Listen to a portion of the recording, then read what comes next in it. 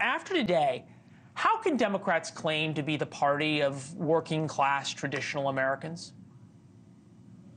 Well, I think that's an excellent question. Before I answer it, if I may, I just have to tell you how disgusted and outraged I am by the murder of this heroic cop, a 31-year-old, as you noted at the top of the program, with a 1-year-old son, gunned down in a routine traffic stop. He goes to up to a vehicle where you have two thugs sitting in a car in a Kia in a parking lot, or rather in a bus stop. The cop approaches and he gets shot for doing nothing but his job, asking them to step out because they were acting so suspiciously. So he gets cut down, he gets killed, and it's just the whole city convulses and goes into mourning when that happens. It's just awful. And you mentioned the timing. Let's stay on the issue of the police. Let's stay on the issue of the police, because we had some video of the wake, the service with the NYPD, who does a magnificent job honoring fallen officers, as they did once again today. And you're horrified by what happened, and you use the word disgusted, which I think is the right word. Yet when asked about it yesterday, this is how the president's spokesperson, Karine Jean-Pierre, responded. Take a listen. This shooting is yet another painful reminder of the toll of gun violence, that what it's doing to inflict on families and our communities and our nation. And that's why the president signed more than 24 executive actions.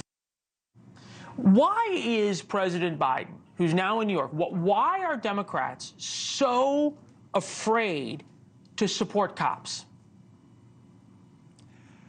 I also have to say that President Biden did not plan his event knowing that a cop would be killed 2 days before.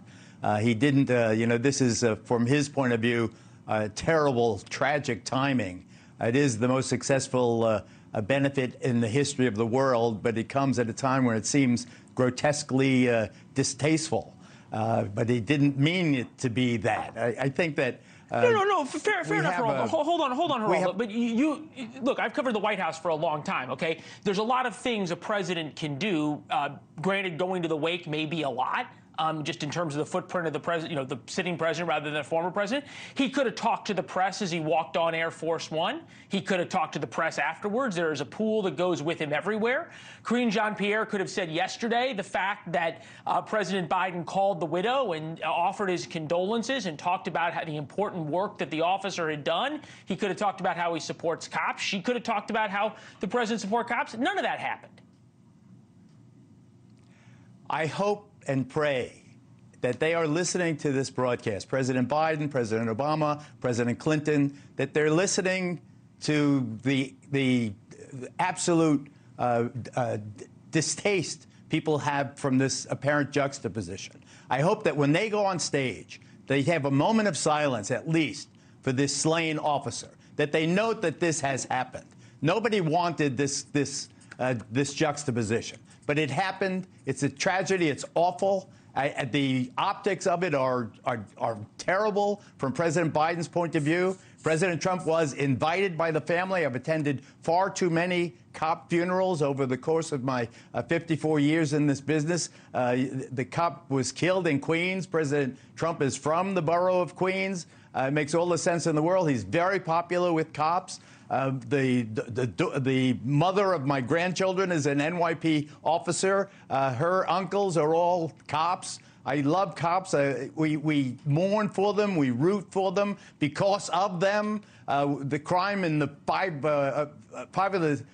five of the 7 most important crime categories are down in New York City, but the perception is in many people. I'm in Cleveland right now. The perception in New York City, though, is that the city is out of control. It's not true statistically, but there is a feeling of unease, people getting shoved onto the subway, a cop getting killed in broad daylight in Queens. I understand that. I hate that we make up this, the elites versus this or that, and I hope that these people, that these rich high rollers at Radio City tonight, that they understand that the town in which they are having this party, raising all these tens of millions of dollars, is a town that has now been afflicted by a terrible, terrible loss. Thanks for watching. Go to joinnn.com to find NewsNation on your television provider.